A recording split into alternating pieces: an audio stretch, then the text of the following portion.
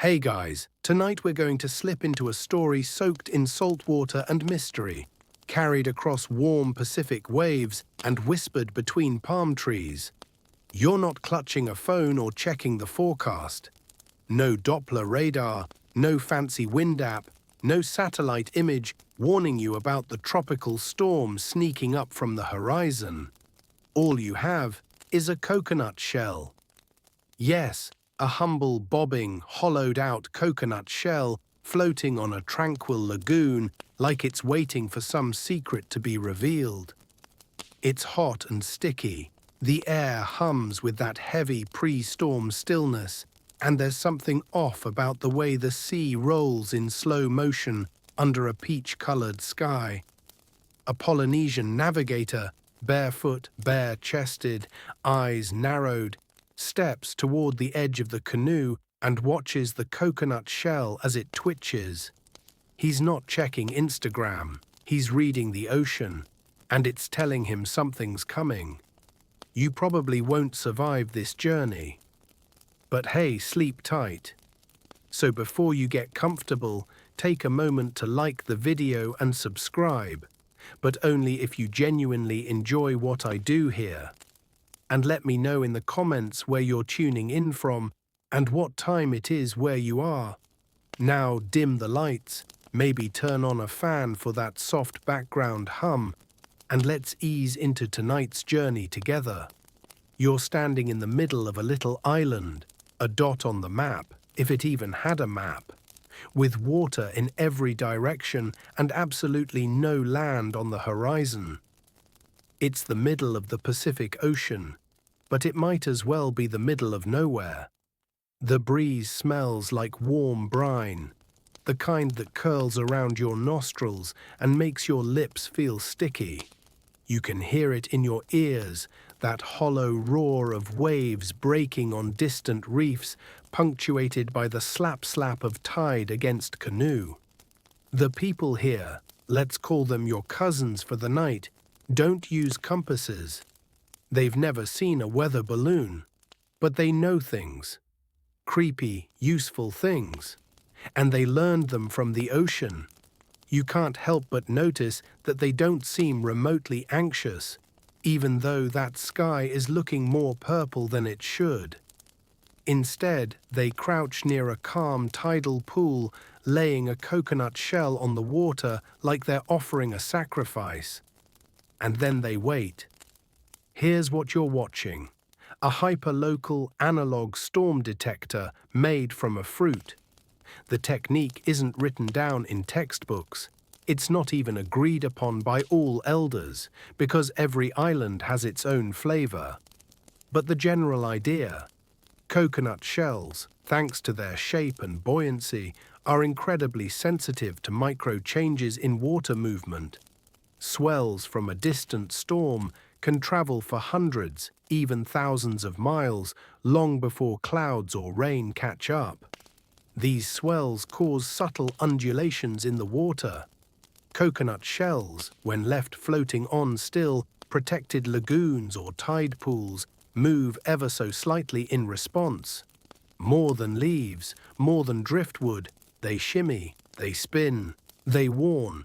Imagine you're lying on your back in the sand, watching that shell twitch slightly, barely perceptible, but consistently. It's not random, it's not the breeze. The ocean's breathing pattern has changed. The locals can tell if the shift is coming from the east or the south, and whether it's the usual seasonal swell or something more sinister, like a tropical cyclone crouching just beyond the curve of the planet. And you? You're still trying to figure out which way north is. What's amazing is how little fuss they make about it. No big ceremony, just a glance, a squint, maybe a little nod. You think they're playing it cool for tourists, but no, this is just normal. Predicting storms with a coconut shell is as everyday as checking the weather app in your pocket. It's just that their app floats and smells faintly of pina colada. Now, not every island used the exact same method. Historians still argue whether this technique was widespread across Polynesia or localized to just a few archipelagos. Some claim the coconut shell trick was more symbolic, used in rituals rather than practical forecasting. Others insist it was one of many real-world observational tools passed through oral tradition. It doesn't help that few people ever wrote this stuff down, and when Europeans showed up, they mostly scoffed or misunderstood it. But let's be honest, if someone told you they could predict a storm using a piece of tropical debris, you'd probably raise an eyebrow too. Then again, you've probably also been surprised when your knee starts acting up before a thunderstorm, so maybe hold that judgment. The coconut shell sits and twitches, and you're learning. You're absorbing this weird, beautiful code the ocean speaks in. You might even say you're reading the waves, or at least squinting at them like they owe you money. And here's the real kicker. These ancient navigators, they didn't just use the shells for predicting storms. Sometimes they were set afloat in larger bowls of water as part of training games for young sailors. The challenge, e-challenge. Spot the difference in movement between simulated swell directions. These weren't passive passengers. They were teaching aids, navigation toys, and cultural artifacts all in one. Kind of like a fidget spinner, but with a purpose and slightly more ocean literacy. You lean a little closer to the shell, half expecting it to whisper something ominous. It doesn't. But your guide does. He murmurs something soft in a language you don't know, then points at the shell. It jerks, then settles. He says a name, maybe a direction, maybe a weather pattern. You pretend to understand. He nods, satisfied. There's a kind of quiet reverence here, not for the object, but for the knowledge it helps unlock. You're beginning to see that predicting storms with coconut shells isn't just quaint or charming. It's an act of respect toward the ocean, an acknowledgement that this big blue thing you float on isn't just scenery. It's alive and it talks back. The sky darkens a little more. The breeze has a new edge. The shell doesn't lie. You're still kneeling by the lagoon's edge, watching the coconut shell wobble like it's got a secret. But now your guide, let's call him Nico, because he looks like a Nico, stands and gestures for you to follow. You rise, brushing sand from your knees, and trail behind him across a narrow path shaded by swaying palms. His stride is easy, unbothered, like he knows the storm isn't here yet. Not really. The ocean still has a few whispers left before it shouts. As you walk, Nico begins to talk, not with grand, cinematic storytelling, but like someone explaining how to boil rice or sharpen a fishing hook.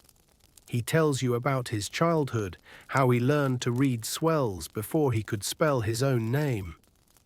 On this island, you don't learn the ocean like it's a textbook. You live with it. And when your entire civilization depends on navigating it without getting swallowed, there's not much room for error. Forget what you know about maps, or actually remember it, but just long enough to laugh at it. The Polynesians weren't cartographers in the way European explorers expected. They didn't draw elaborate scrolls filled with borders and coastlines. They didn't care where East Asia started or how far Greenland stretched. They had something better: internal maps passed down through song, chant, and muscle memory. You want to learn geography here? You'll have to sing it. As Nico leads you into the village's communal space, he points to a collection of children sitting in a circle around an elder. They're swaying side to side, humming in unison. You think it's a lullaby until you catch certain words repeating names of islands, winds, stars. It hits you like a sleepy epiphany. This isn't music for sleep, it's a travel itinerary.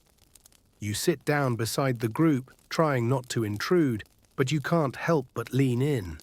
Each line of the chant encodes a bearing, a direction, a memory, and the rhythm helps children remember swell patterns, like you'd memorize the chorus of a pop song. Nico tells you he learned these chants before he was 5. You remember what you were doing at 5, probably gluing your fingers together with glitter and Elmer's.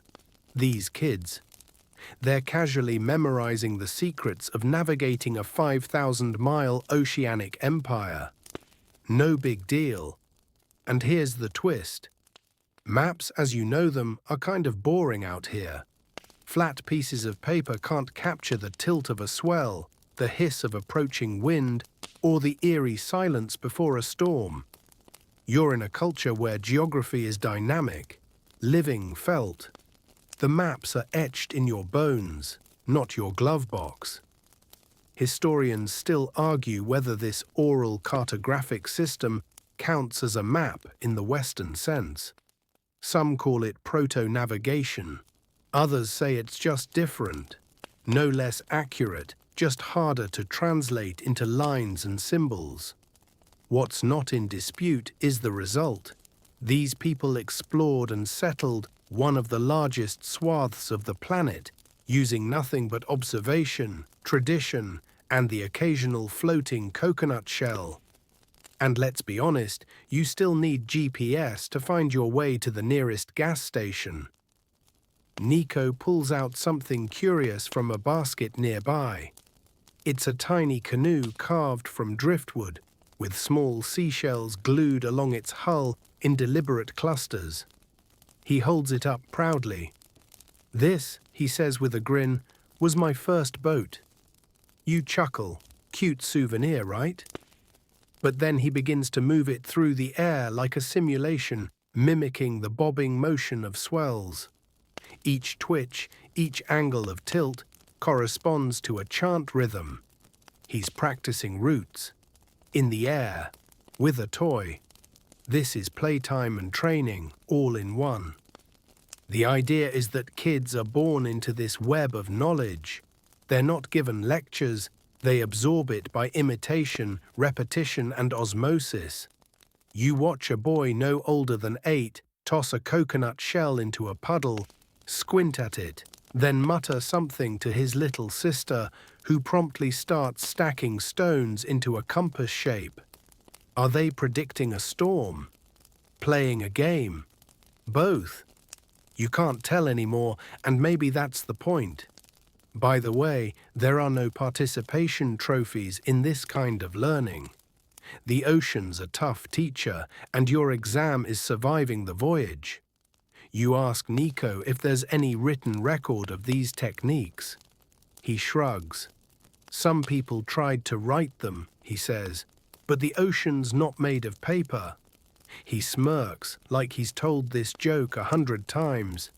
You smile, but you also realize knowledge dies fast when it's removed from context. When Western colonizers arrived, they brought compasses, clocks, and the dismissive arrogance of industrial age logic. What they didn't bring was patience.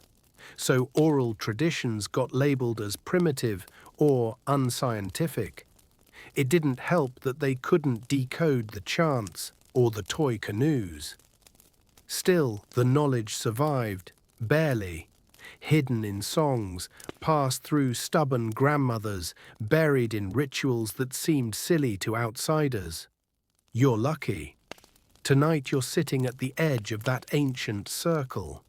A dog barks in the distance, the breeze shifts, and you feel it. That change. Hat change. Not fear, but awareness. The ocean is stirring. Somewhere far away, a storm has begun to stretch its muscles. You wouldn't know that from the sky, but your body senses it. Maybe you're starting to get it now. This was never about memorizing facts. It's about feeling patterns, letting your nervous system become the barometer. That kid beside you leans over and whispers the name of a wind. You nod, even though you don't understand it. Maybe you don't need to, yet. The stars are starting to push their way through the evening haze now, one blink at a time, as Nico leads you toward a palm-thatched hut tucked at the edge of the village. Inside, it smells like dried seaweed and smoke. On the floor, laid out like some prehistoric geometry homework, is a bizarre web of twine and seashells mounted on sticks. You freeze, trying to make sense of it. It looks like someone tried to make a fishing net, got distracted, and then sprinkled it with snail jewelry. Nico grins. "Stick chart," he says. You blink. You're not sure whether to laugh or pretend you're impressed. It's a lattice, a wobbly, asymmetrical, surfboard-sized lattice. You squint at it like it's a magic eye puzzle. Is that an island? A wave? Your sense of direction weeps softly in your brain. But here's the truth. These charts were masterpieces, functional sculptures that mapped not where islands were, but how the ocean behaved around them. Made from coconut palm ribs and anchored with tiny cowrie shells, each stick represented swell patterns, prevailing winds, or the memory of an encounter with a reef. The curved ribs traced how waves bent around islands, rippling fingerprints of the sea. The shells marked land, sure, but they weren't the point. The point was how the ocean moved. You crouch closer, careful not to knock anything over, and suddenly you realize something embarrassing. This stick chart is doing exactly what your weather app does. It's showing you movement, trends, interactions.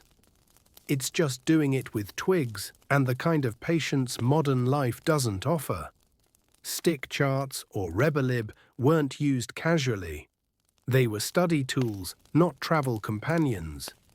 You memorized one before a voyage, not during. To take it into a canoe would have been like dragging a globe onto a jet ski, completely missing the point. The idea was to internalize it, to absorb its logic until you could feel the chart in your spine. You weren't supposed to look at it. You were supposed to become it. Historians still argue whether every navigator made their own chart or whether families passed them down like sacred heirlooms. Some say only master navigators could even read the most complex ones. Others argue that every member of a canoe crew had at least a basic understanding of the patterns. What no one disputes is that these charts were elegant, regionally specific, and terrifyingly accurate. Now imagine you're learning to use one of these as a child. No textbooks, just your uncle grunting and pointing to a stick. You mess up, he grunts louder. You guess again, and he slaps the water, demonstrating how that curve means you're going to drift northwest, whether you like it or not. By your teens, you've got the swells memorized like a playlist. And you trust them because you've seen them proven right in the belly of a storm. You reach out and touch the nearest curve, gently tracing it like it might bite. The wood is smooth from decades of fingers doing exactly that. Nico watches you, then kneels and starts drawing lines in the sand. He draws a circle, an island, then arcs curving toward it. Waves bend here, he says, tapping the sand with a stubby finger. This tells you where to wait. Wait? For what? Then he draws a tiny triangle, your canoe. And suddenly you see it. The arc shows you where the waves change, where you can ride a swell to coast into the island's blind side without ever seeing it. Because these guys didn't sail toward islands. They let islands sneak up on them, hiding behind the horizon, invisible until the ocean gave them away. And that's the magic. You don't see the destination. You see the effect the destination has on everything around it. It's like finding a person in a crowd because everyone else is avoiding them. The ocean makes room for land before your eyes do. You ask Nico how many charts he's memorized. He laughs, enough to get lost and enough to get back. You smile, but that answer will rattle around in your skull later, when you're trying to fall asleep and wondering if you've ever really known where you were. A quirky twist here. Some stick charts may have been used for divination too. While most were navigational, a few oral accounts suggest some elders treated charts like sacred diagrams, consulted during rituals or before big decisions. There's one fragmentary legend about a navigator who would sleep with a stick chart under his mat and wake up with dreams of where the wind would blow. Historians mostly roll their eyes at that one, but hey, so did people in the 1800s when someone said disease could be spread by invisible things. As the moon rises, Nico rolls up the mat beside the chart and invites you to lie back on the floor. He dims the oil lamp, and the shadows make the criss-crossing sticks look like a constellation fallen from the sky. You start to drift, lulled by the soft crackling of the fire pit and the hush-hush rustle of palm fronds brushing against the roof. And just before your eyes close, you feel a thump, a gentle one, like someone dropped a fruit nearby. Fruit nearby. You look over, it's a coconut shell. Rolling slowly toward the door, you stare at the coconut shell as it completes its slow roll across the floor and nudges gently against the threshold, like it's trying to make a point. You sit up, groggy, a little disoriented, as Nico chuckles behind you. Wind's shifting, he says, standing and stretching like this is all perfectly normal. Time to check. You blink. Check what exactly? The coconut's not a smartwatch. It doesn't come with push notifications. But Nico's already outside, barefoot on the cool sand, and you're following him again because, at this point, you're kind of invested in this coconut's mysterious motives. Out on the beach, the moon hangs high and bloated, casting silver streaks across the sea. The lagoon, which had been whisper still an hour ago, now puckers gently, small, irregular ripples where the water had been glass. Nico crouches by the shore and plucks a floating coconut shell from the tide like a waiter removing a coaster. He studies it, spins it slowly in his hands, then places it back on the water's surface and watches how it moves. And this is where it gets weird. Not supernatural weird, just your brain isn't calibrated for this weird. Because the shell does move, but not randomly.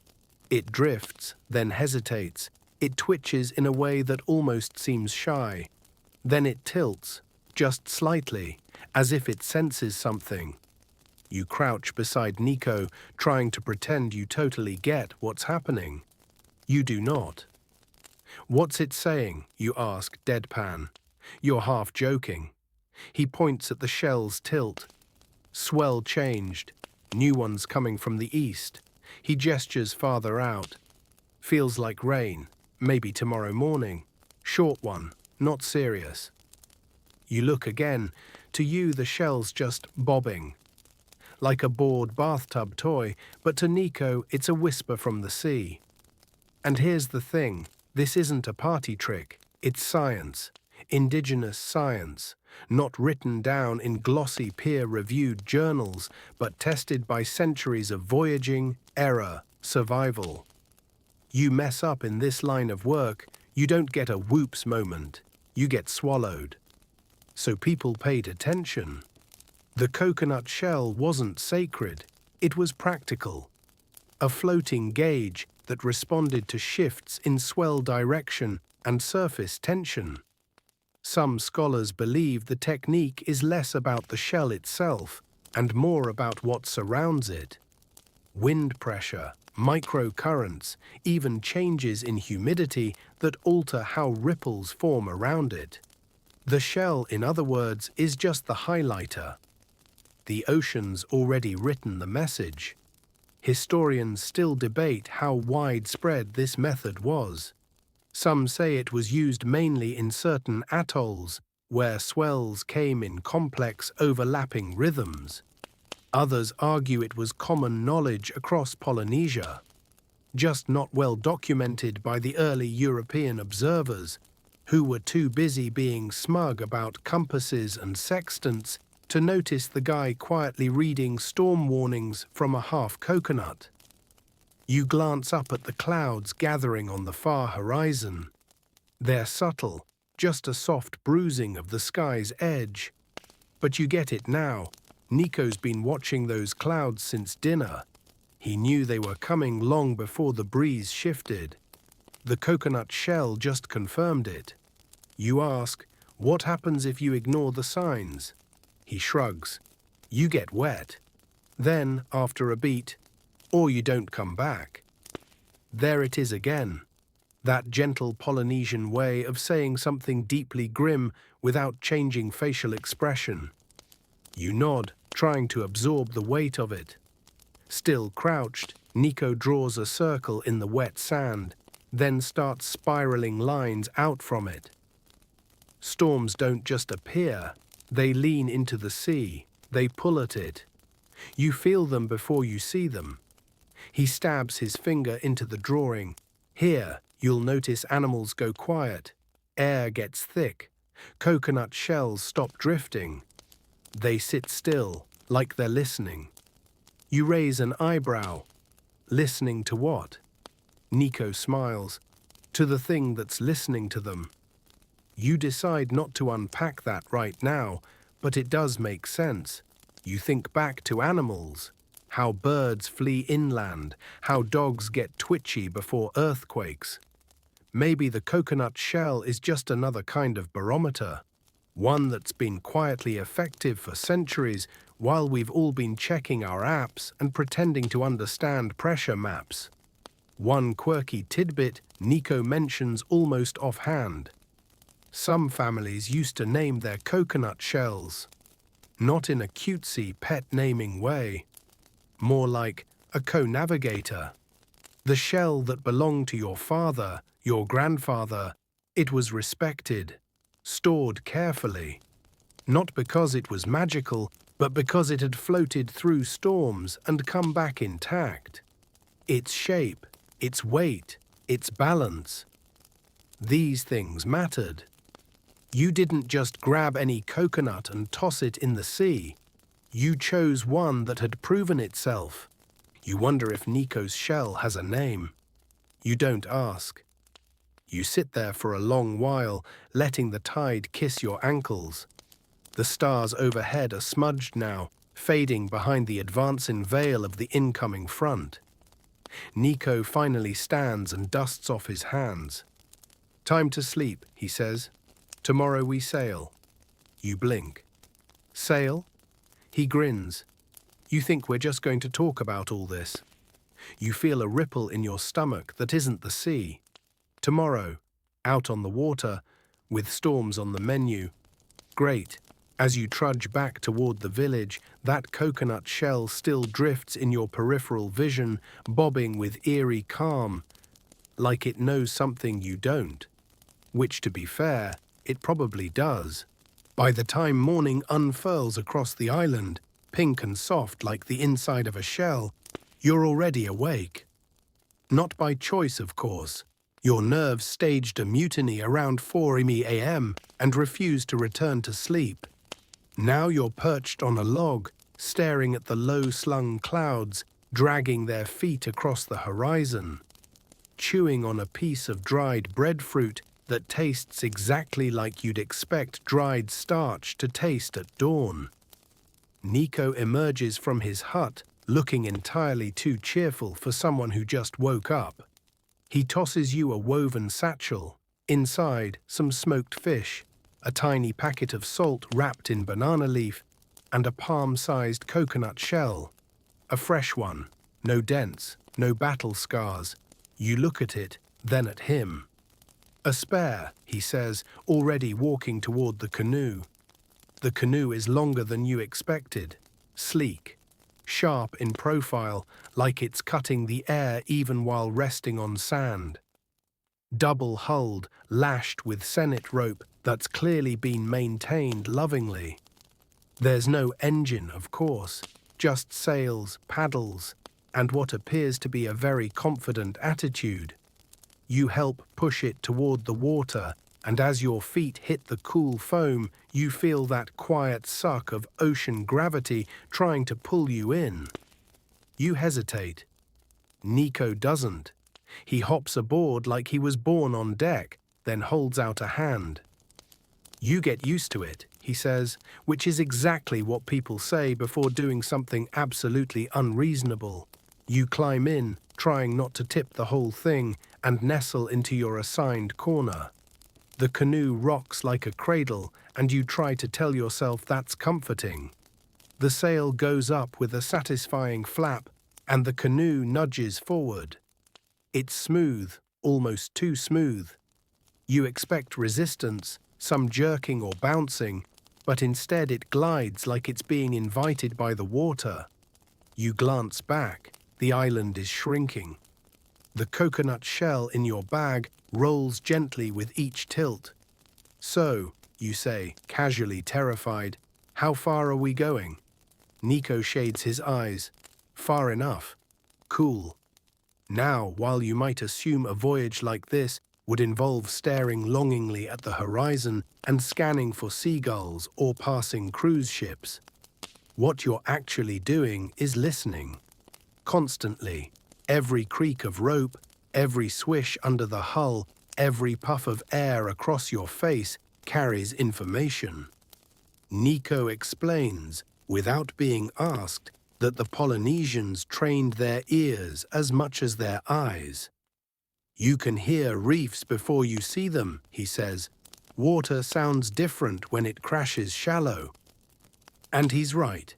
After a while, you begin to notice it too, the low growl of deeper water, the sharper hiss of approaching coral, even the bubbling silence in between. It's like the sea is a radio, and you've finally found the right frequency. Here's your mainstream historical fact of the hour.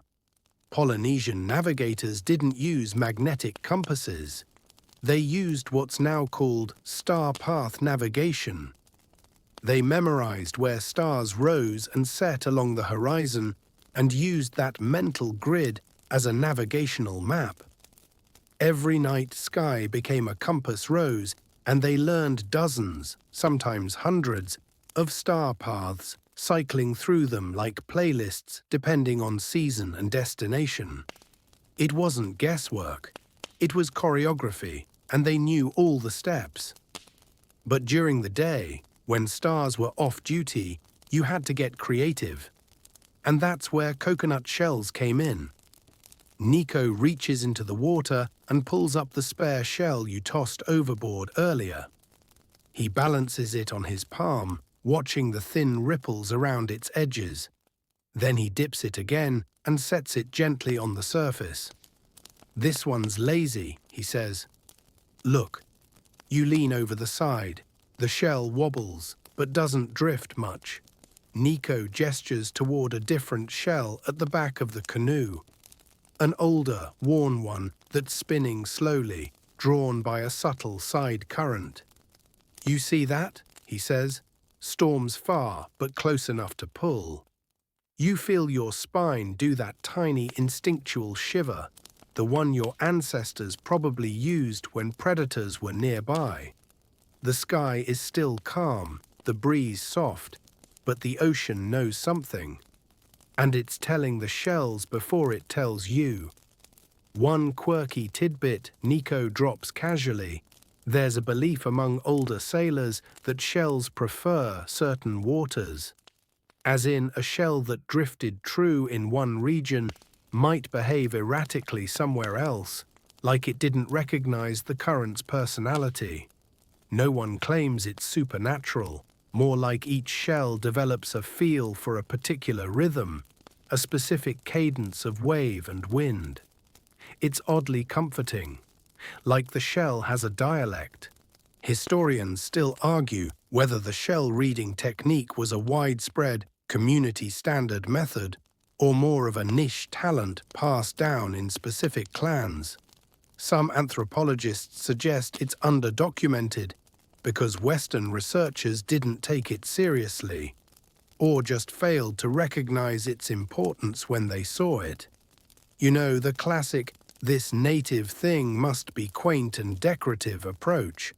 But out here, bobbing along on this slender strip of timber and hope, there's nothing quaint about it. That shell may as well be a weather satellite. As the hours stretch, you begin to forget you were ever nervous. The motion of the canoe, the hiss of the wind in the sail, and the methodical splash of water against the hull turn everything into rhythm. You sip water from a hollowed-out gourd. You chew smoked fish without gagging. You lean back and, for a moment, you're just a shadow gliding over the sea. Then a distant rumble. Nico doesn't react, which is somehow worse than if he had. You glance at the horizon, grey now, faintly bruised. The air smells like iron. You fish your coconut shell out of the satchel and watch it. It tilts left, just a little, then steadies, then tilts again. It's listening. The sky presses closer, lowering its ceiling as if someone's dimming the world by hand. A distant haze blurs the horizon, and you realize it's rain. Falling so far away it looks more like a charcoal smudge than water. But it's moving. Fast. Nico watches it without speaking, then reaches for the sail rope and adjusts the angle slightly. The canoe doesn't fight the wind. It bends with it, responding like it understands the assignment. You're still clutching your coconut shell like it's a magic 8-ball. It hasn't stopped its subtle rocking, like a heartbeat. "This one's going to pass wide," Nico says, "not for us." You're not sure how he knows that, but you want to believe him, especially when a few fat raindrops plop around you like warning shots. The air shifts, not cooler exactly, heavier, charged, the kind of weather that makes you think twice before touching metal. You smell salt and something musky, not quite rot, more like churned earth, sea-bottom scents stirred by currents that have traveled 1,000 miles just to deliver you this moment. And then, suddenly, there's silence. Not actual silence, but a strange muting. Like someone's turned down the treble on the world. The wind still hums, the waves still speak, but everything's muffled, distant, as if the ocean itself is holding its breath. You glance again at your coconut shell. Still, completely still. Nico nods. That's how you know. You feel your chest tighten. Know what? That the storm has turned to listen. You want to argue that this sounds dramatic, that weather systems don't have ears.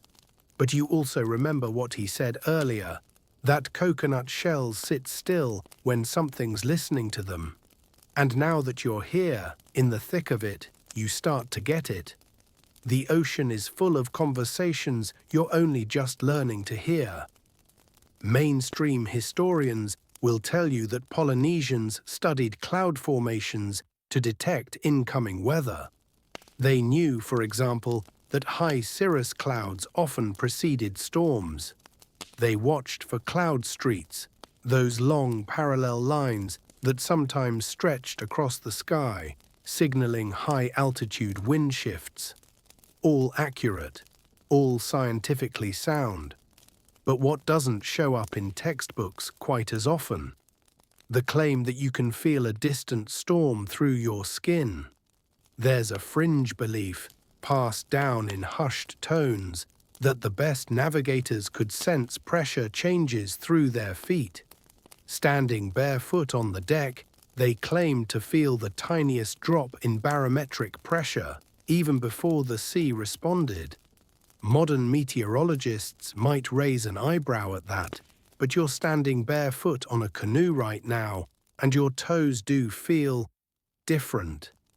It's not pain, it's not tingling, it's just a weird awareness. Like your bones are on high alert. The rain curtain sweeps closer, veering right, just as Nico said it would. You watch as it grazes the sea, darkening a stripe across the waves, then moves on. Your canoe rocks slightly, caught in the peripheral shudder of displaced air. But that's all. Still, you're not allowed to relax just yet. Nico's already checking the main lashings.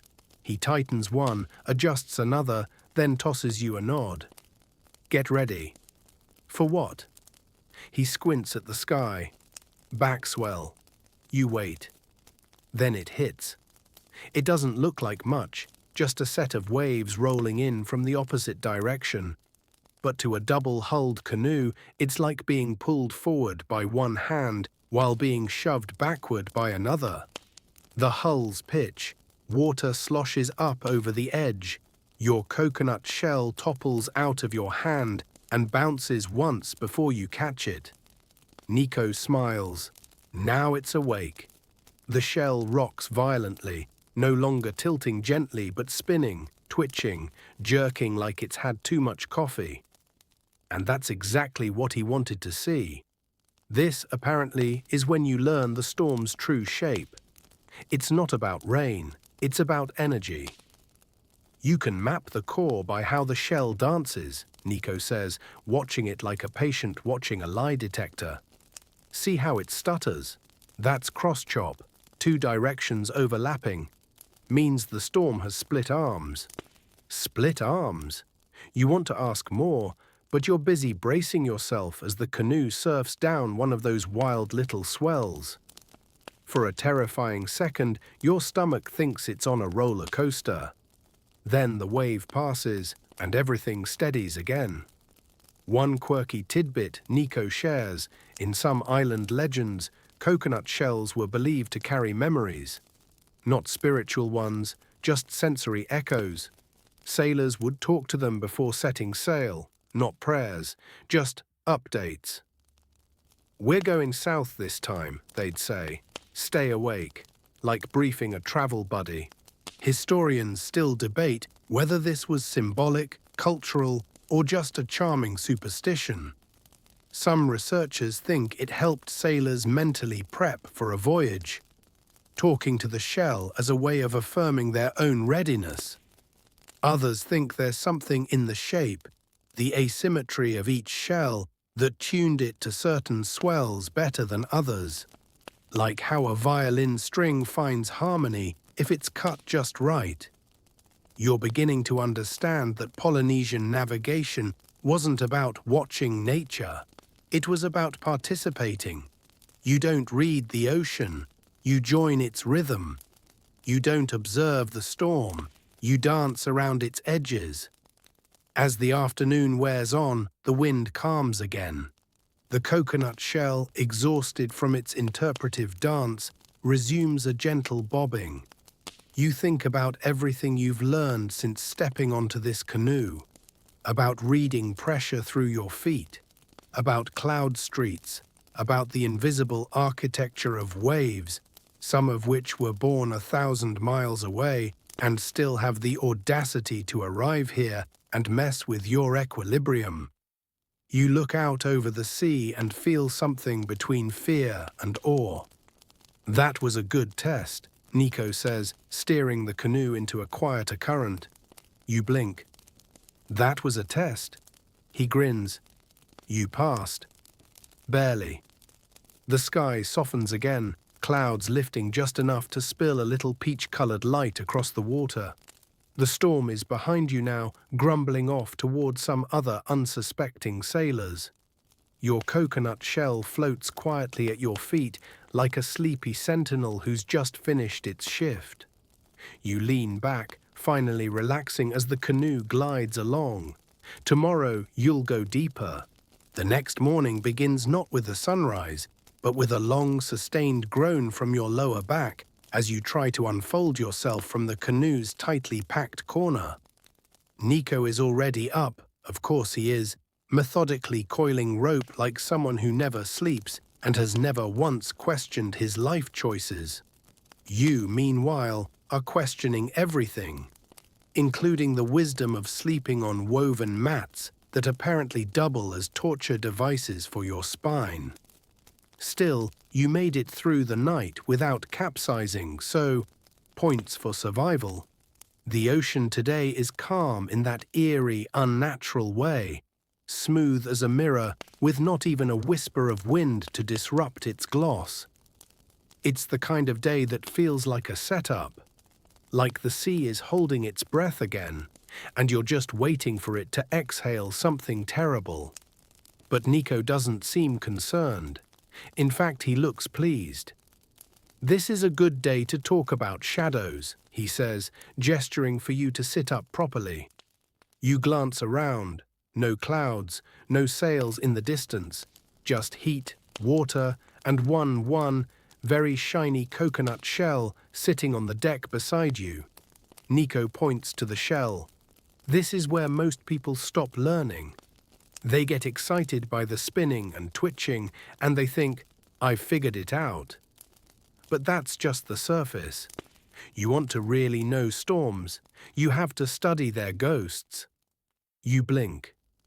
Ghost storms? No, he says, shadow wakes, the leftovers.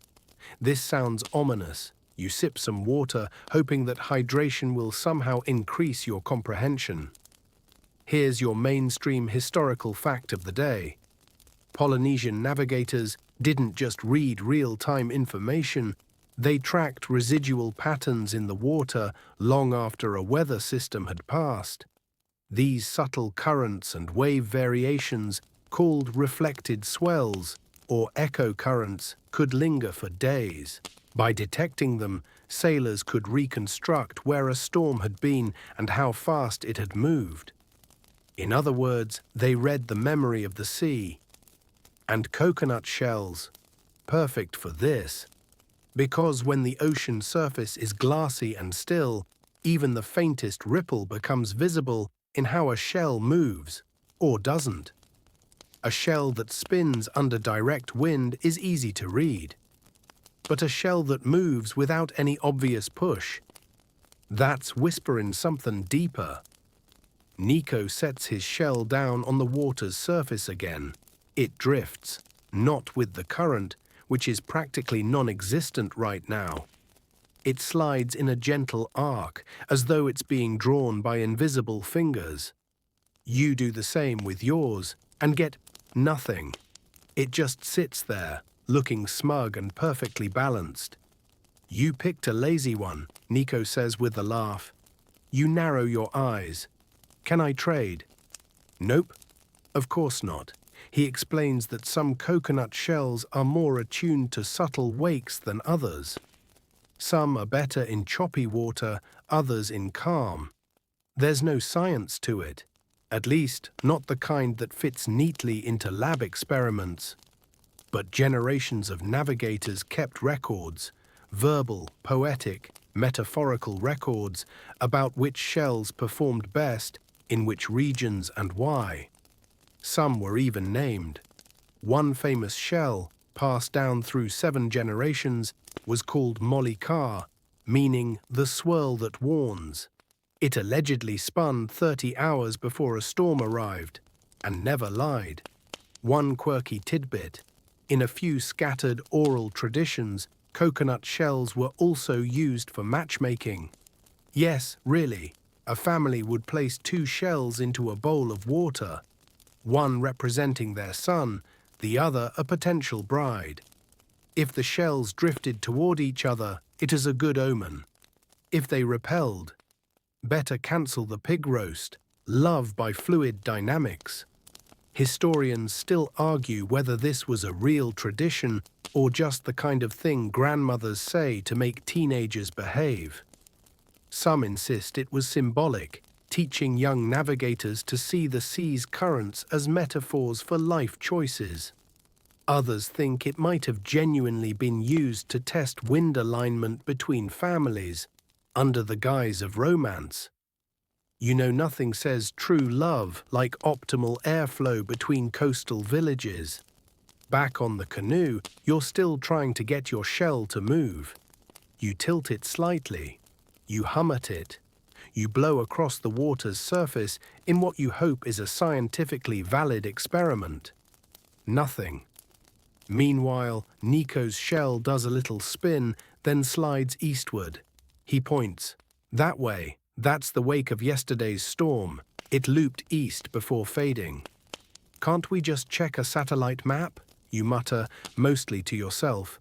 But the truth is, this feels different, more honest. It's like when someone handwrites you a letter instead of texting. You're reading something shaped by weather, water, and time, not by code or algorithms. You glance back at your shell and, to your surprise, it moves. Barely, but definitely. A twitch, a nudge, a slow pivot, like it's reconsidering its life path. You catch Nico watching you, the corner of his mouth quirking up. See, he says, it just needed you to shut up for a second. Touché. The rest of the morning becomes a quiet ritual of reading shadows. You learn to look for double reflections in the wavelets, to listen for faint sloshes that don't match the canoe's motion. You learn to interpret the shell's pauses, not as mistakes, but as decisions. Like it's gathering thoughts, it becomes strangely meditative. You forget your phone, your watch, your sense of urgency. All that exists is you, the shell, and the layered language of the sea beneath you. And then Nico tells you the story of Kaipo, the last known navigator from a certain outer reef, who, they say, could name the origin island of any swell, just by watching a shell bob in a tide pool. Legend? Probably, but you want it to be true, because the more you sit out here, the more it makes sense. The ocean doesn't forget, and neither do those who listen to it long enough.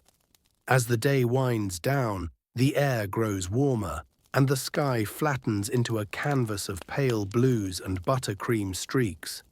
You lie back against the hull, cradling your coconut shell like it's earned the right to nap beside you. You close your eyes, and somewhere, deep beneath you, the ocean remembers every storm that ever passed. You wake to the sound of tapping, sharp, rhythmic, and not entirely unlike someone knocking on a hollow tree trunk. Your eyes open slowly, and you half expect to see Nico balancing on the canoe's edge, doing Tai Chi with a coconut in each hand. But no, he's seated cross-legged, two shells in front of him, tapping one against the other in a slow, deliberate beat. What's the coconut orchestra about? You mumble, your voice still clinging to sleep. He pauses, raises a brow, and then resumes the rhythm. Memory recall, he says. For the water. You rub your face. Right, obviously. It's another scorcher of a day. The sun is high, unapologetic, and baking the canoe's surface like it's trying to turn it into jerky. But the water remains oddly calm. Too calm, actually. It has that waiting room silence again. That quiet before the chaos hush. You glance at your shell. It's upright and motionless, floating near the edge of the deck, like it's pretending to be innocent. You don't trust it. Today we learn the hard part, Nico says, standing slowly. Today we learn what happens when the storm does come for you. Oh, cool. So this wasn't the storm yet. He sees your face and chuckles. Don't worry. You'll probably survive. Probably. Still, you sit up straighter. The morning's lesson begins with a story, because of course it does. Polynesian navigators didn't just teach facts. They passed on lessons through tales that felt like bedtime stories if bedtime stories involved a lot more near-death experiences. Nico tells you about an ancient voyage where the coconut shells gave one warning, but the sky gave another. The crew was split. Half trusted the shells, half trusted the clouds. They argued, they delayed, and in the end, the storm didn't care whose side anyone was on. It struck in the night, broke one hull clean off, and the survivors washed up on different islands, each swearing they were the ones who had been right. Mainstream historians might dismiss that as a parable, but there's archaeological evidence of scattered wreckage on remote reefs that dates back to roughly the same oral timeline. It's plausible that some stories were more than metaphor. Anyway, the point is this: reading nature is never about one sign. It's about all of them. The coconut shell isn't a crystal ball, it's part of a much bigger choir. And if the shell sings one tune while the sky sings another, that's when things get complicated. And today is complicated. Your shell has started spinning again, slow at first, then gaining speed like it's warming up for a performance. But the clouds say something else. They're puffy, high and white, innocent, almost smug. Not a storm in sight. You point this out to Nico. He nods. Exactly, this is the problem. It's a classic debate, even among scholars. Historians still argue whether Polynesian sailors trusted ocean signs over atmospheric ones or used them equally. Some claim they relied almost entirely on water cues. Others argue that sky reading, especially cloud stacking and wind deviation, held seniority. The truth is, no one really knows.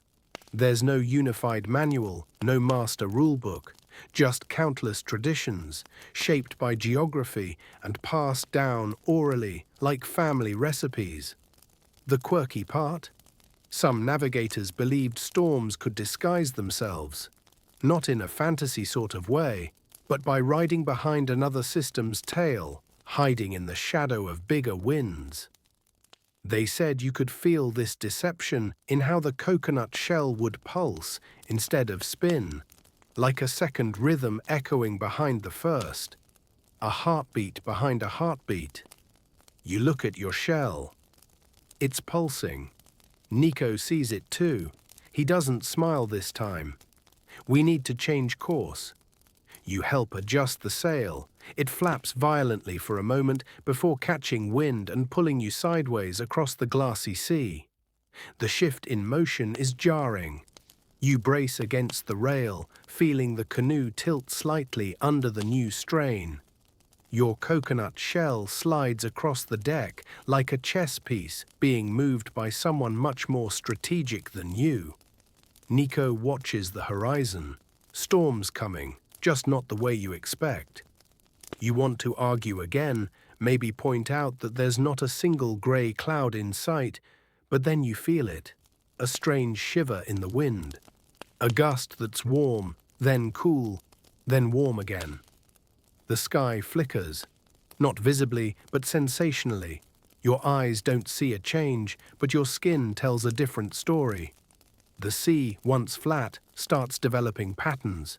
Not waves yet, just a shifting texture, like silk bunching up under invisible fingers. The coconut shell rolls onto its side and sticks there. That's the lean, Nico says. Means we're on the outer draft. The outer draft? He explains, storms don't always announce themselves with thunder and lightning. Sometimes they stretch their fingers miles ahead of the core, tugging currents, reshaping swells. This outer draft is like the storm's scout, feeling ahead to see who's paying attention. Your job? Pay attention. As the wind sharpens, Nico instructs you to set your shell back in the water. You do. It doesn't spin now. It shudders, like it's afraid. For a moment, everything feels surreal. You kneeling on a canoe in the middle of nowhere, watching a coconut half-shell tremble in a puddle like it's auditioning for a horror film. But it's not funny anymore. Not really. Because it's working. This ridiculous-looking method is warning you. Something is wrong. Then Nico says, "You hear that?" You pause. No birds, no splash. Just wind. "Exactly," he says. "Too quiet." Polynesian sailors knew that storms could steal sound. This wasn't poetic, it was real. Sudden drops in barometric pressure could dampen ambient noise, making the ocean go mute. A hush before chaos. That's what this is, the whisper before the scream. You check the horizon again, still clear, but the air is heavier now. Your lips feel dry, your fingers twitch without meaning to. The shell tilts further, as if trying to climb out of the water and run. And then, boom. Not thunder, not yet.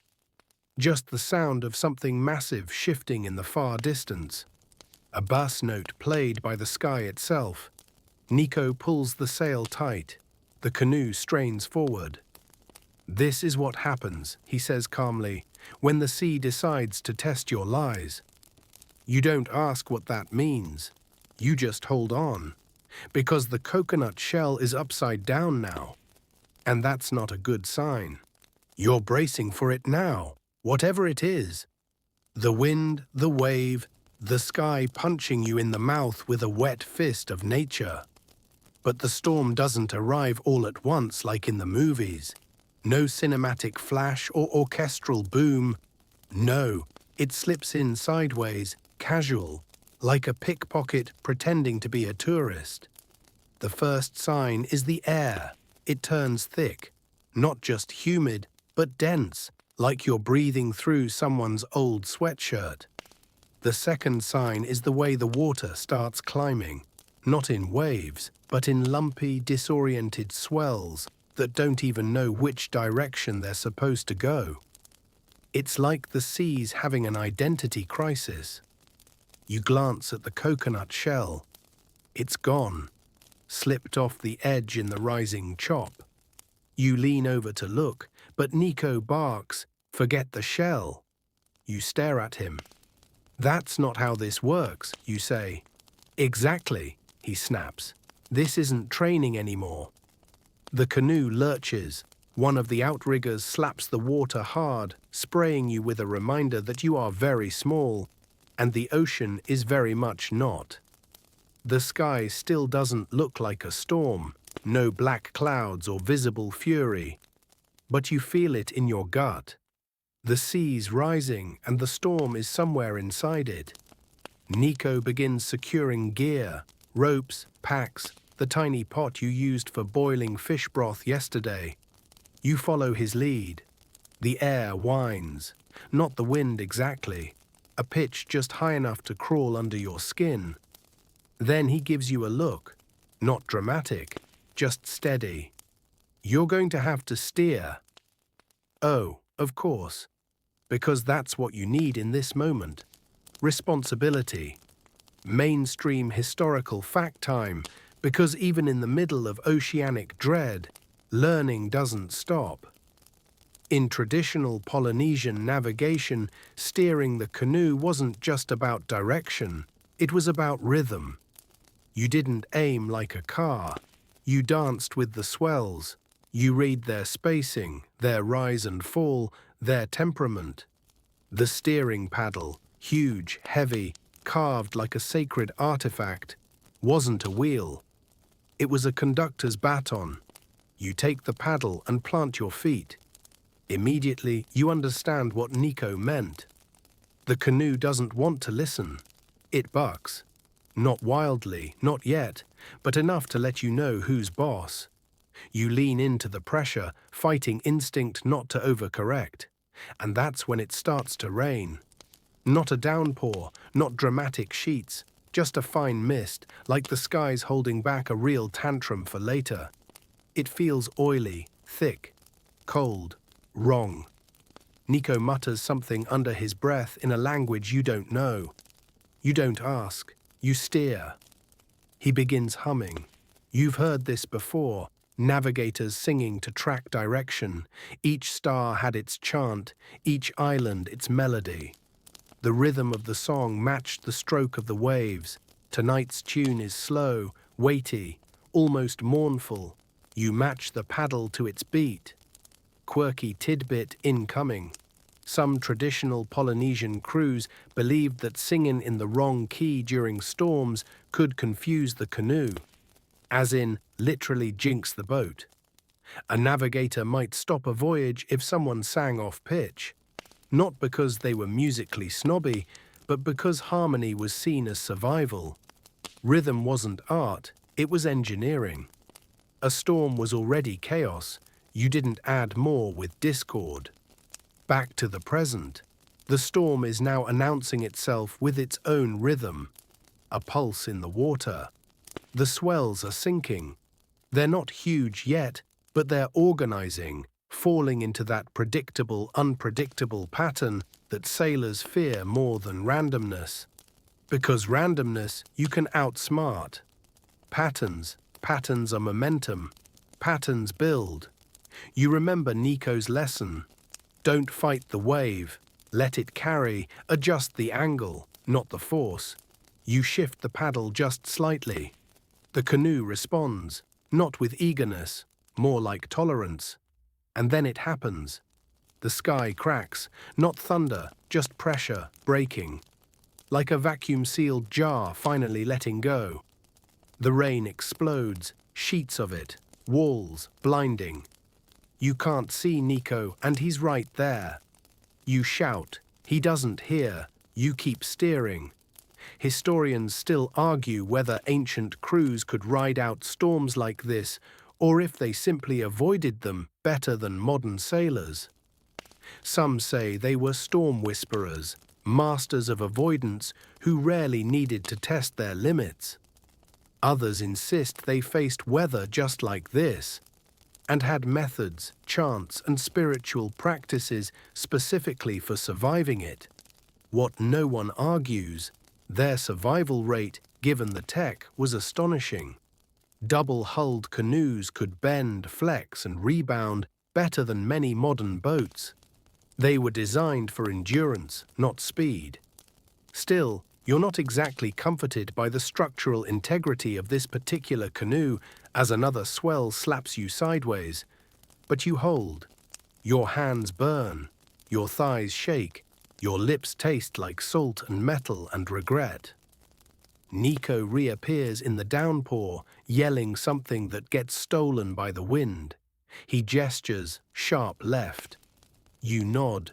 He disappears again into the storm sheet. And then something strange. The water flattens, just for a second. Like the storm takes a breath, and in that second you see something ahead, a dark line on the horizon. Reef, you yell. Maybe it's an island, maybe just rocks. Either way, danger. You haul the steering paddle hard. The canoe resists, then yields. You bank left, grazing the edge of the surge. Nico appears beside you, face streaked with rain and something close to joy. You saw it, he says. You nod. You read it. You blink the water from your eyes. And yeah, maybe you did. Not through coconut shells or song alone, but through all of it. Wind, water, rhythm. Maybe the ocean whispered something after all. As the worst of the storm shifts behind you, you both collapse, soaking and exhausted, into the canoe's center. It's not over. But you've made it past the test. The storm came for you, and you didn't break. The aftermath is quiet. Too quiet. Not peaceful quiet, more like that stunned silence after a loud argument, when no one knows what to say yet. The kind of quiet where you expect something to start up again at any moment. Like the storm's just hiding behind a curtain going, boo. But it doesn't. Not yet anyway. The clouds thin, the rain softens into a mist, and the sea relaxes its shoulders. The canoe, which had been shivering like a kicked dog, now drifts with a tired grace, its ropes sagging and wet. Nico stares out at the horizon, his jaw clenched like he's still waiting for the other sandal to drop. You, meanwhile, are completely soaked, half frozen, and feel like you've been used as a chew toy by Poseidon himself. But hey, you're alive. And what's more, you're starting to feel it. That faint, flickering something that might be the tiniest sliver of sea sense. Like your skin knows what the water's about to do a second before it does it. Like your inner ears caught onto some rhythm deeper than your pulse. It's not magic, it's not instinct, it's something else. Call it ocean literacy. And the first real test of that literacy, it's not steering through chaos, it's reading the silence that comes after. Storm's not over, Nico says, as if hearing your thoughts. It's just paused. Great. Still, this lull gives you time to do something else, something critical. You search the canoe, under a half-folded mat, wedged beside a bundle of taro root and some very suspicious dried fish. You find it. The coconut shell, cracked but still floating. You cradle it in your hands like a relic.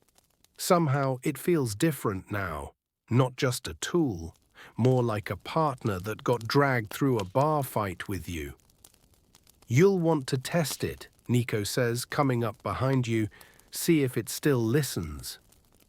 You set it gently in a shallow puddle of rainwater pooled at the base of the deck.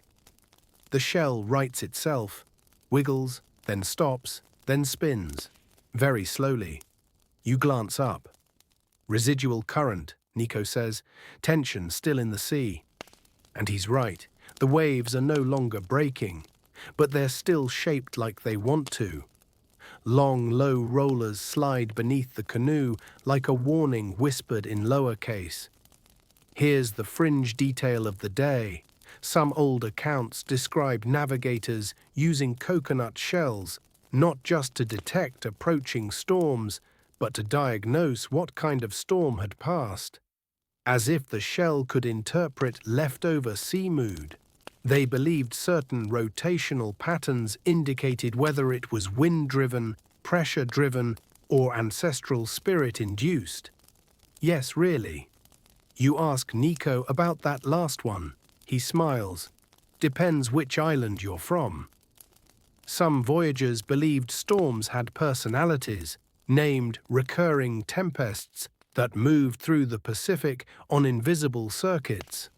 Families would pass down stories of a specific storm, its behaviors, its tricks, even its favorite paths.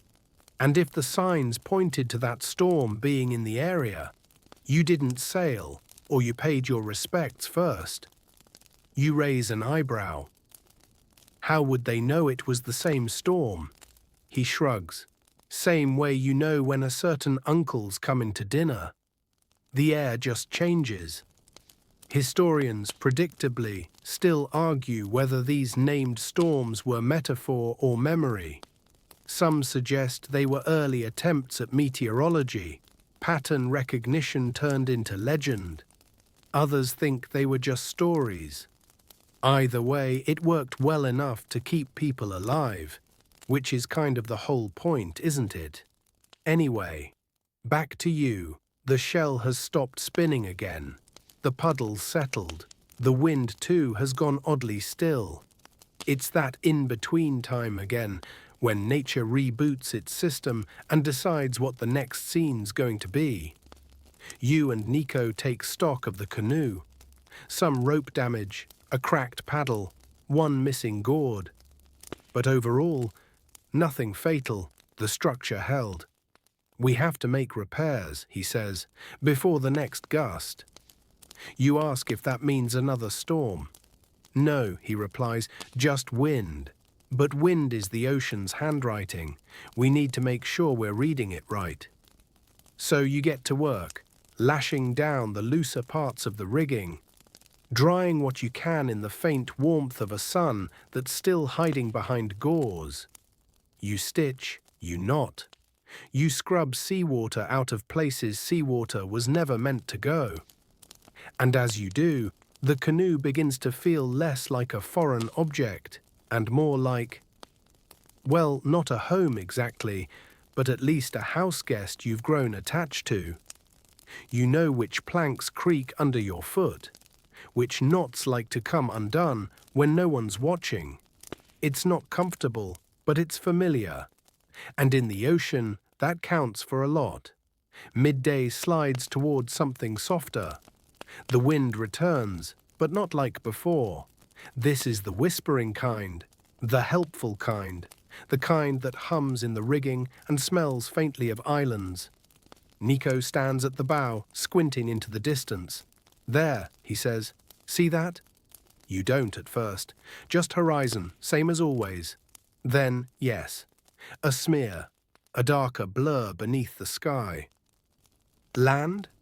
He nods. Your chest lifts, but he holds up a hand. It's far. He holds up a hand. It's far, maybe 2 days. Maybe more. Depends what the sea wants. The coconut shell stays still. Nico glances down at it and then at you. We'll test again tonight when the stars are back. So for now you sit, you wait, you breathe. This too is part of the method.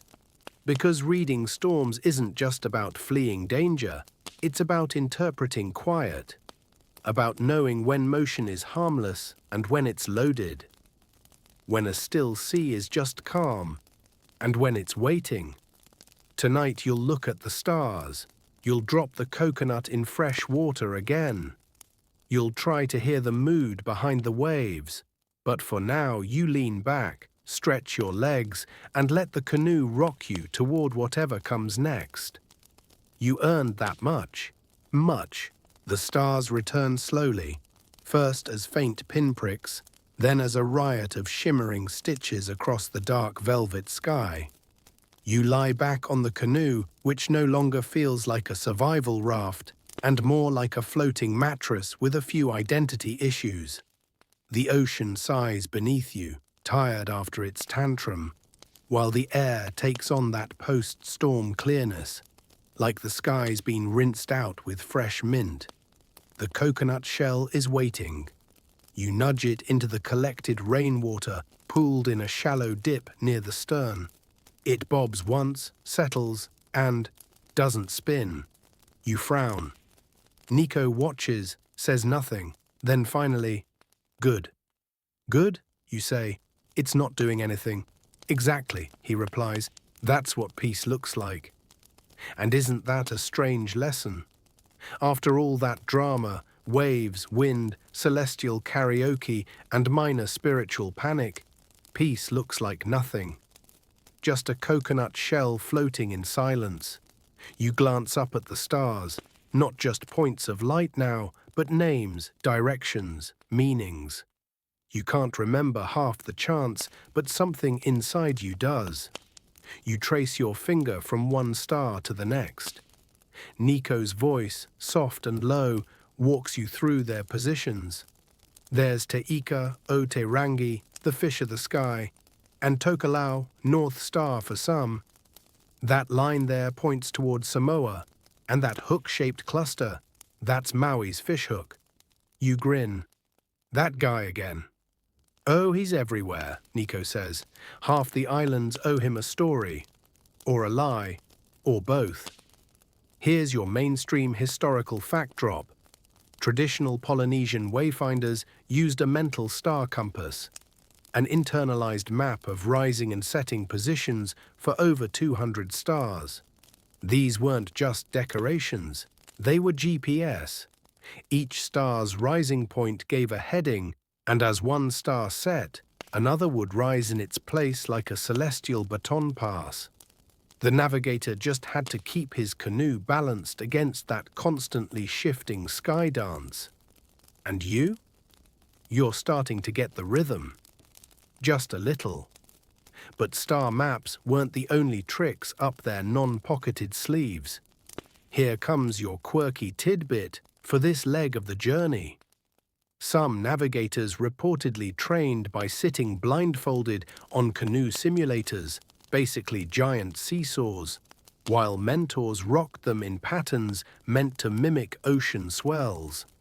The trainee had to call out the direction of imaginary waves just by feel, like an ocean-themed carnival game, but with a job interview on the line. Now that's commitment. You once failed to tell the difference between your Uber driver and a guy who just happened to have the same car color. Anyway, back to the boat. Nico's humming again. You recognize the tune, different this time, lighter, almost playful. The sea matches it. Waves lift and fall gently, rocking the canoe like a slow cradle. No sudden lurches, no whispers of tension.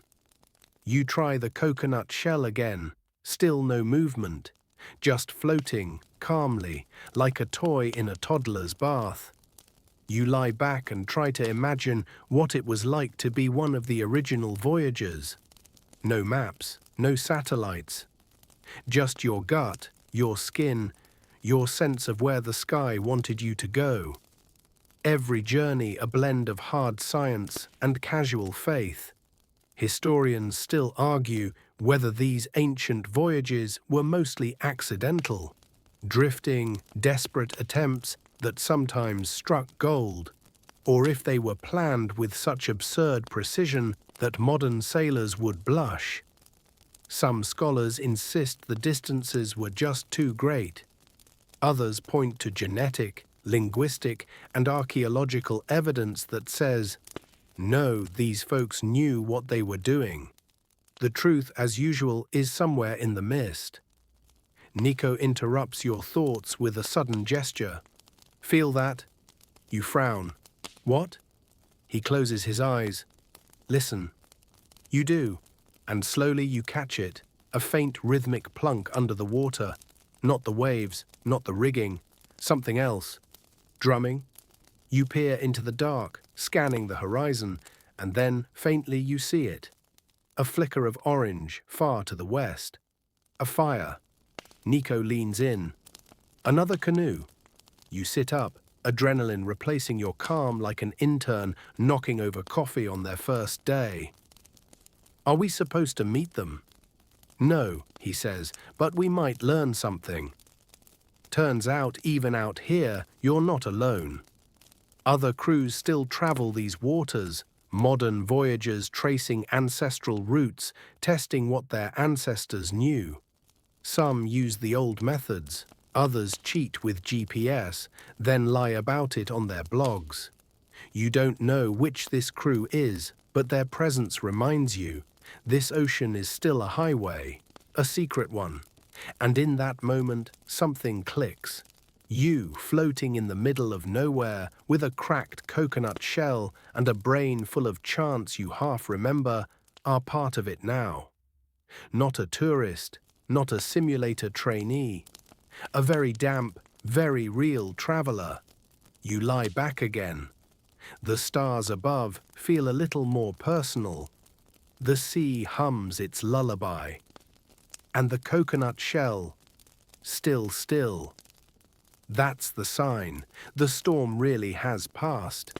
For now, morning creeps up not with a dramatic sunrise, but with the soft kind, the type that doesn't want to wake you too abruptly. Pale light seeps across the sky like diluted honey, and the ocean responds in kind, curling itself into a lazy shimmer. You stretch your back against the wooden planks, feeling every bruise the storm gifted you 2 days ago. They throb in a rhythm, like your body's echoing the memory of thunder. The coconut shell still floats near your foot, obedient and calm. You give it a little tap. No response. Maybe it's asleep too. Nico's already awake, sitting cross-legged at the bow, munching something dried and suspiciously crunchy. He tosses you a piece. You sniff. What is this? Octopus skin. Of course it is.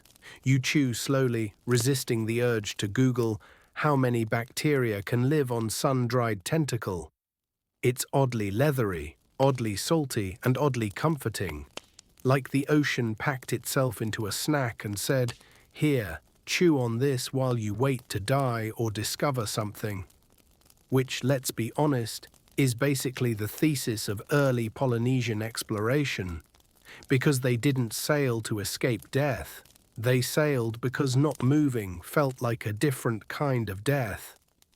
You'd think these people, surrounded by nothing but water and sharks with emotional issues, might have been a little more hesitant. But no. They paddled forward with only a star, a song, and sometimes a coconut shell.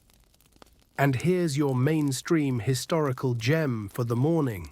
When the Polynesians first colonized the far-flung islands of the Pacific, places like Hawaii, Rapa Nui, and Aotearoa, they were making the longest open ocean voyages in human history. Thousands of kilometers, no land in sight for days, even weeks.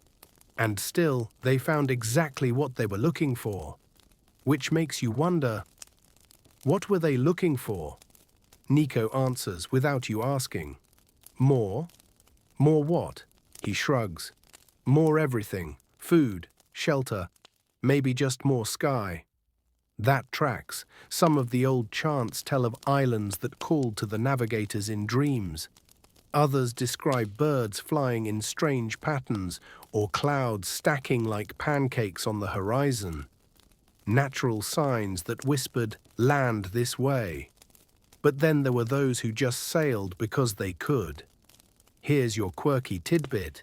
In some traditions, voyaging was seen as a spiritual obligation, a way to fulfill your destiny as a human who'd been given stars and wind, and a body that floated. Refusing to explore was, in some families, like refusing to breathe. You didn't wait for permission. You just built a canoe and went. Still, not everyone agreed. Historians still argue whether these migrations were driven by necessity, resource depletion, overpopulation, or whether they were primarily exploratory. One side paints them as desperate seafarers pushed off their islands by ecological collapse. The other sees them as heroic pioneers on purpose-driven missions to expand their world. Nico interrupts your thoughts by pointing toward the horizon. See that change in watercolor? You squint. Sure enough, the ocean's taken on a different shade, less indigo, more turquoise. It's subtle, but definitely there, like someone spilled food coloring into a very large, very expensive fish tank. Shallow shelf, he explains, reef nearby. You blink. Land? He grins. Almost. Your heartbeat does a little awkward cartwheel. This is it then, not a storm warning, not a star map, just a faint hint in the water's tone. The way the waves curl, the particular flavor of the wind. You start to feel what the old navigators felt. Anticipation without GPS. Hope with no ETA. Nico prepares the canoe, adjusts the sail, tightens a few ropes. You help where you can, fumbling less than before. Your hands are blistered, your muscles sore, but your instincts are quieter now. Like they've stopped screaming and started suggesting. Soon, birds appear, first one, then three. Then a whole gaggle, which is absolutely not the right word for seabirds, but it fits their chaotic energy. They dart and spiral overhead, their cries sharp and ecstatic. Boobies, Nico says. You raise an eyebrow. The birds, he clarifies, not unamused. Red-footed boobies. They don't stray far from land. You stifle your inner 12-year-old and refocus. A small fin breaks the surface off to your left. Dolphin, not shark. It glides alongside the canoe like a friendly escort. For a moment it jumps, splashing down just hard enough to soak your leg again. You take it personally. The coconut shell? Still floating, still. A good omen.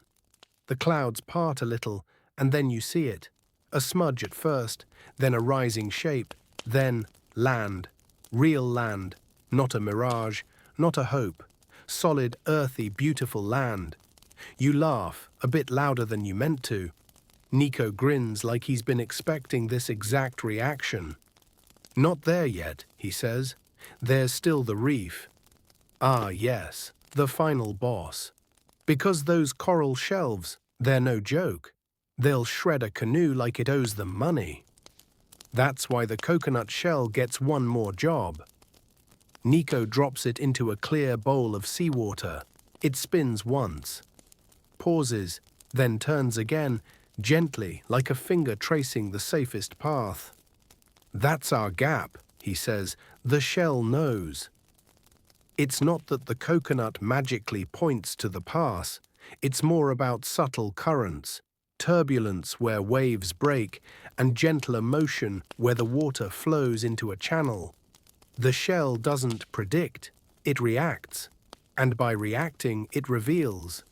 You steer accordingly. The canoe glides forward. The reef looms on either side, jagged and white-flecked. Waves pound against it like fists on a door.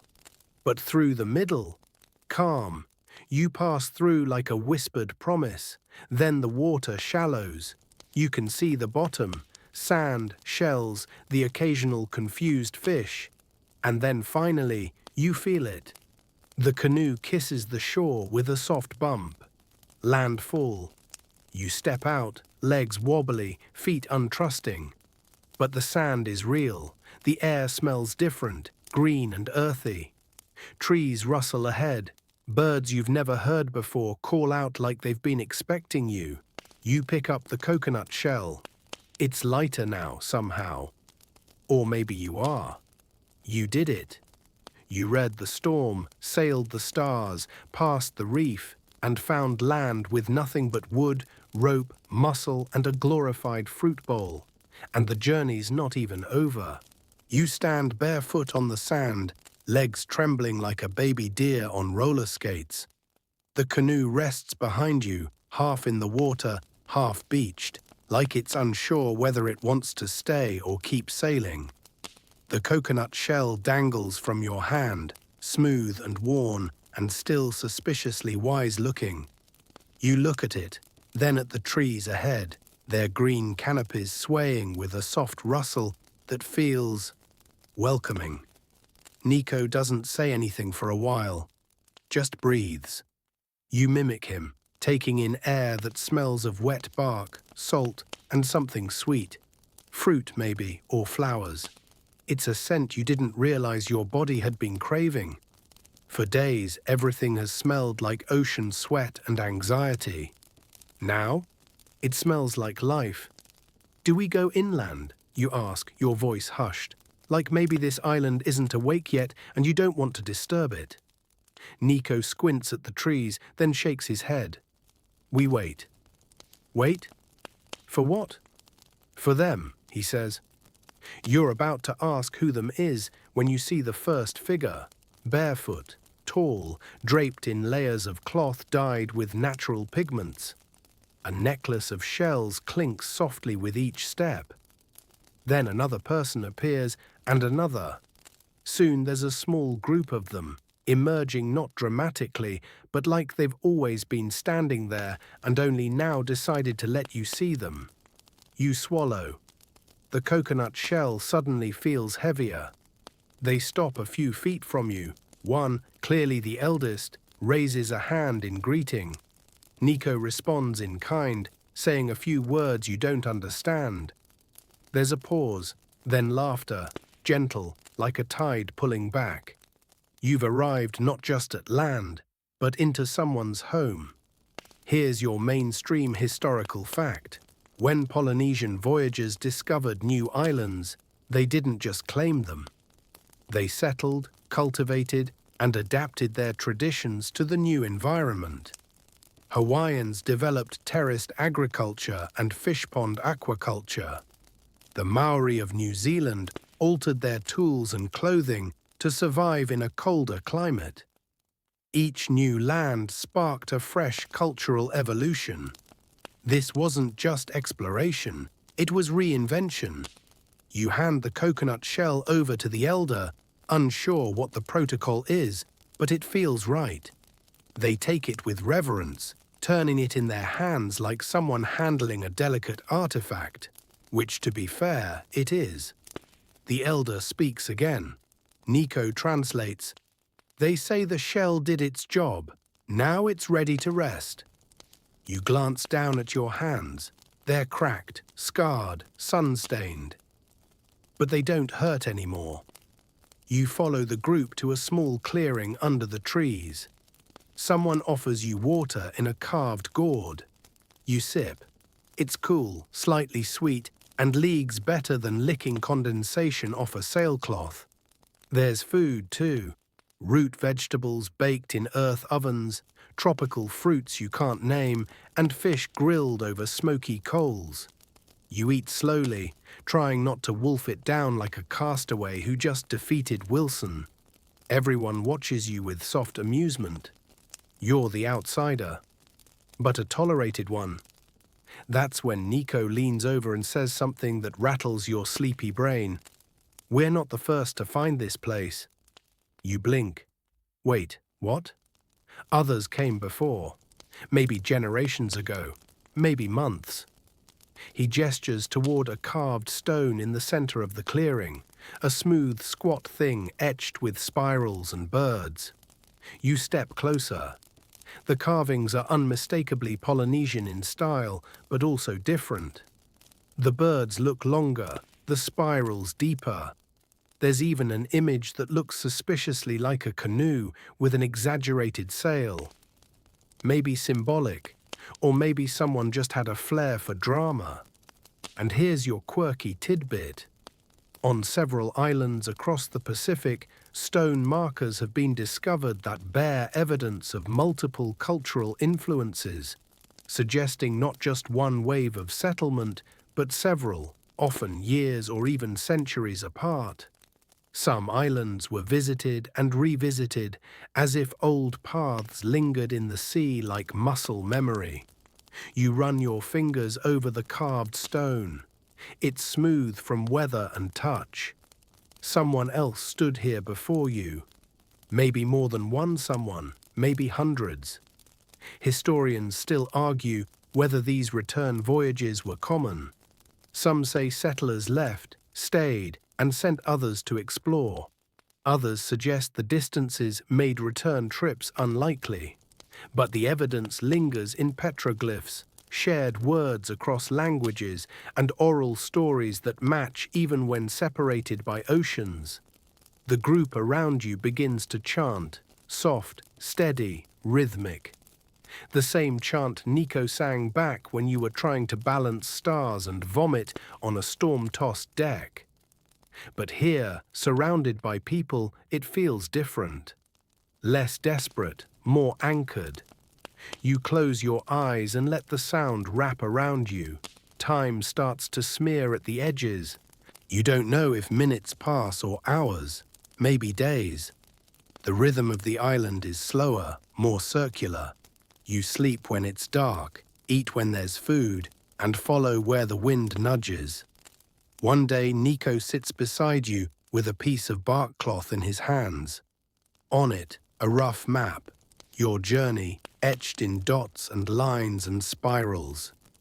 "That's your path," he says, "from where we started, through the storm, past the reef."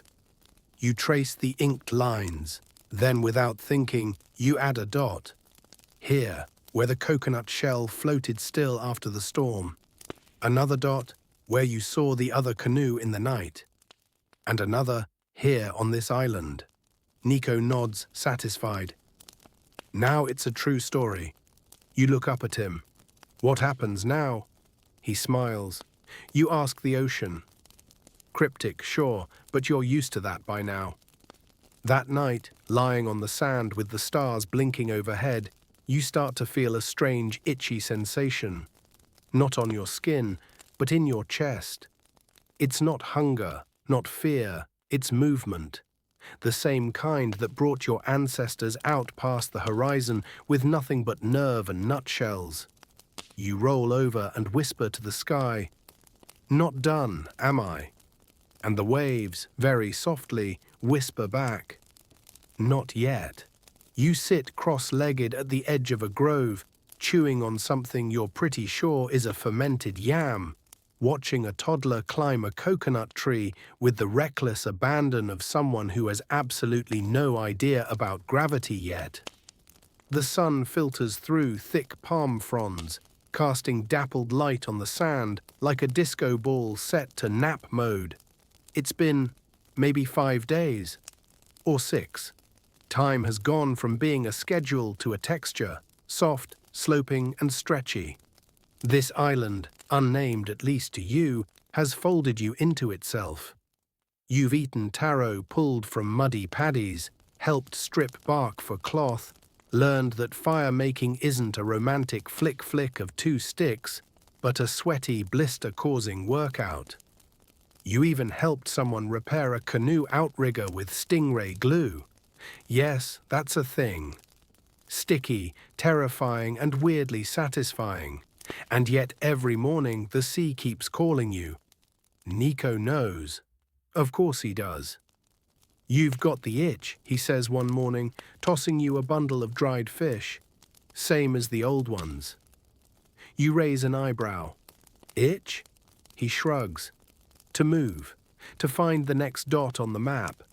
To get back in the canoe even though you finally have solid food and a hammock made of banana fibers." He's not wrong. And here's your mainstream historical fact. The Polynesians didn't just discover one island and stop. Their navigational expansion spanned over 10 million square miles of ocean. They connected places that modern sailors still have trouble plotting today. Hawaii to Tahiti, Samoa to New Zealand, Easter Island to the Marquesas. It was the largest and most intentional maritime migration in pre-industrial history. And they didn't do it with maps. They did it with memory. The island's navigator, the elder who took your coconut shell days ago, invites you to his hut. It smells like smoke and old driftwood. He gestures for you to sit, then pulls down a string of shells, bones, and carved bits of coral. His map. Except it's not a map. Not in the way you'd think. It's a story. Each piece represents a place, a current, a wind, a seasonal marker. He shakes one shell and it rattles, a storm sound. He rubs a bit of carved wood and it squeaks, like seabirds calling before landfall. His fingers move like conductors of some ancient oceanic symphony, and you realize he's not reading a chart. He's reciting the sea. Here's your quirky tidbit. Some traditional navigators use a technique called song lines, or chant lines, long poetic oral recitations that encode waypoints, celestial markers, wave patterns, and even emergency contingencies. They're not memorized once, they're sung into memory, taught over years, repeated at night under the stars until they're as internal as breathing. You try. He gives you a line to chant. It's short, simple, something about a bird that only flies 3 hours from shore and a current that hums like a drum under a waxing moon. You repeat it, and again. The words feel foreign, but the meaning starts to stick. Historians still argue whether the memory systems used by Polynesian navigators were purely mnemonic, spiritual, or a combination of both. Some insist the entire process is empirical, observation turned into oral science. Others claim the songs were imbued with sacred significance, binding navigation to religion and ritual. Either way, you're hooked. You sleep lightly that night, the song repeating in your dreams. The next morning, Nico's already packing supplies into the canoe. No big speech, no tearful farewell, just dried food, fresh water, and a look that says, "You coming or nah?" You glance back at the village. The elder is watching. He nods once. The child who climbed the coconut tree yesterday waves from a hut roof. You wave back, trying not to overthink what it means to leave something good behind. The canoe is lighter this time. You know where everything goes. Your body understands the rocking. Your hands move without asking your brain for permission. The sea greets you like an old frenemy, cold, moody, and full of secrets. Hours pass, maybe longer. The island shrinks behind you until it's just a memory tucked under your shoulder blade. The chant lines hum under your breath. You watch the birds, the sun, the reflection of clouds in the water. At one point, you swear you feel the canoe veer ever so slightly without your guidance. The shell isn't floating today, but its wisdom lingers in your instincts. You sit cross-legged at the edge of a grove, chewing on something you're pretty sure is a fermented yam, watching a toddler climb a coconut tree with the reckless abandon of someone who has absolutely no idea about gravity yet.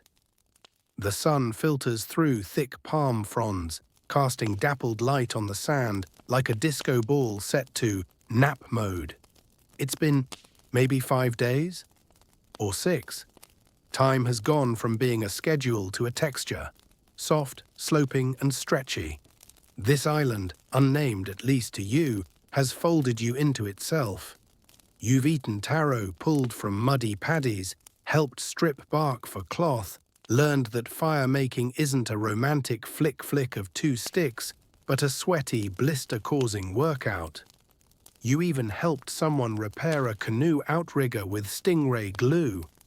Yes, that's a thing. Sticky, terrifying, and weirdly satisfying. And yet every morning the sea keeps calling you. Nico knows. Of course he does. "You've got the itch," he says one morning, tossing you a bundle of dried fish. "Same as the old ones." You raise an eyebrow. "Itch?" He shrugs. "To move. To find the next dot on the map. To get back in the canoe even though you finally have solid food and a hammock made of banana fibers." He's not wrong, and here's your mainstream historical fact. The Polynesians didn't just discover one island and stop. Their navigational expansion spanned over 10 million square miles of ocean. They connected places that modern sailors still have trouble plotting today. Hawaii to Tahiti, Samoa to New Zealand, Easter Island to the Marquesas. It was the largest and most intentional maritime migration in pre-industrial history. And they didn't do it with maps, they did it with memory. The island's navigator, the elder who took your coconut shell days ago, invites you to his hut. It smells like smoke and old driftwood. He gestures for you to sit, then pulls down a string of shells, bones, and carved bits of coral, his map. Except it's not a map, not in the way you'd think. It's a story. Each piece represents a place, a current, a wind, a seasonal marker. He shakes one shell and it rattles, a storm sound. He rubs a bit of carved wood and it squeaks, like seabirds calling before landfall. His fingers move like conductors of some ancient oceanic symphony, and you realize he's not reading a chart, he's reciting the sea. Here's your quirky tidbit. Some traditional navigators use a technique called songlines or chant lines, long poetic oral recitations that encode waypoints, celestial markers, wave patterns, and even emergency contingencies. They're not memorized once, they're sung into memory, taught over years, repeated at night under the stars until they're as internal as breathing. You try. He gives you a line to chant. It's short, simple, something about a bird that only flies 3 hours from shore and a current that hums like a drum under a waxing moon. You repeat it, and again. The words feel foreign, but the meaning starts to stick. Historians still argue whether the memory systems used by Polynesian navigators were purely mnemonic, spiritual, or a combination of both. Some insist the entire process is empirical, observation turned into oral science. Others claim the songs were imbued with sacred significance, binding navigation to religion and ritual. Either way, you're hooked. You sleep lightly that night, the song repeating in your dreams. The next morning, Nico's already packing supplies into the canoe. No big speech, no tearful farewell, just dried food, fresh water, and a look that says, "You comin'," or "Nah." You glance back at the village. The elder is watching. He nods once. The child who climbed the coconut tree yesterday waves from a hut roof. You wave back, trying not to overthink what it means to leave something good behind. The canoe is lighter this time. You know where everything goes.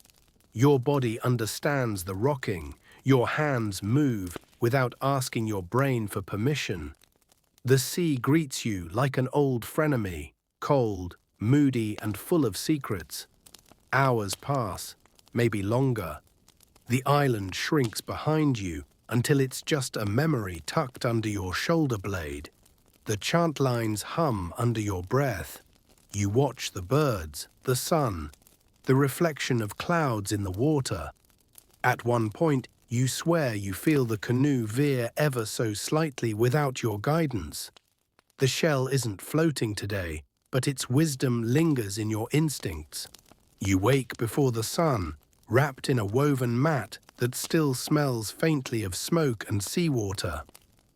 Around you, the crew from the other canoe sleeps in bundles, limbs tossed like driftwood.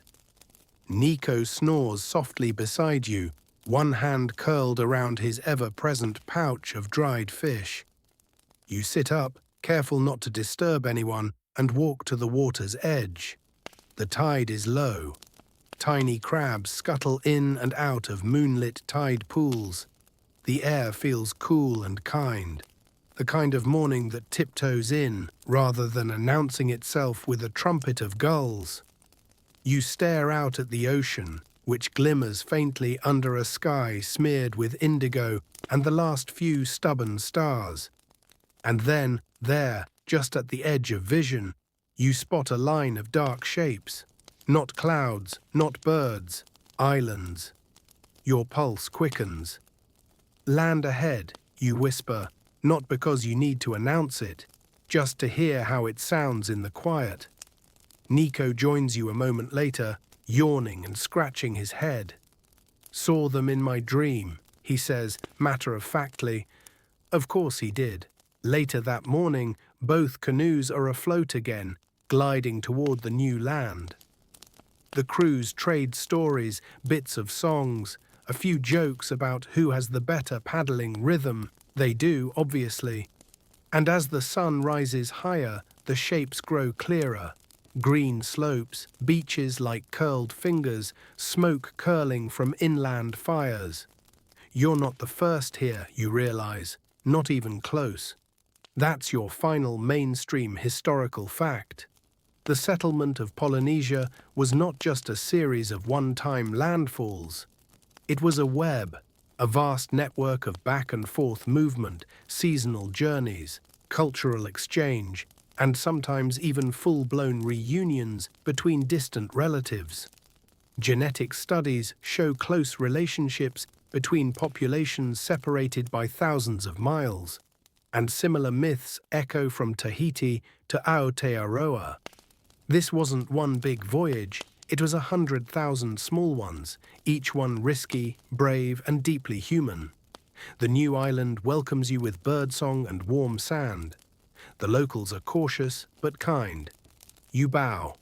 They offer food. There's laughter, small talk, and someone immediately tries to trade for Nico's necklace of shark teeth. He pretends to be offended, then throws in a wink. The elder of this island takes you to a stone circle near the center of the village. You recognize the layout, a navigational aid, a star map. You kneel beside it, fingers tracing the carvings, and find one that looks familiar. No, more than familiar, it's your route. Not a copy, yours. The same odd curl from when you veered off course in the storm. The detour around that coral reef shaped like a sloth. It's here, carved into stone. You look up, stunned. The elder smiles. We dreamed of your path before you ever came. Your breath catches. Here's your quirky tidbit.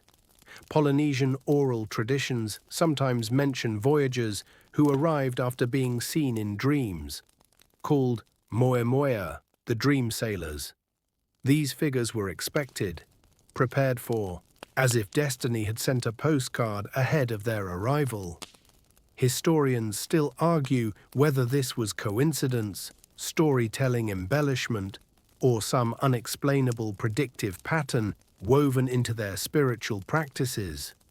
But you're standing on an island where your exact journey is already part of the record.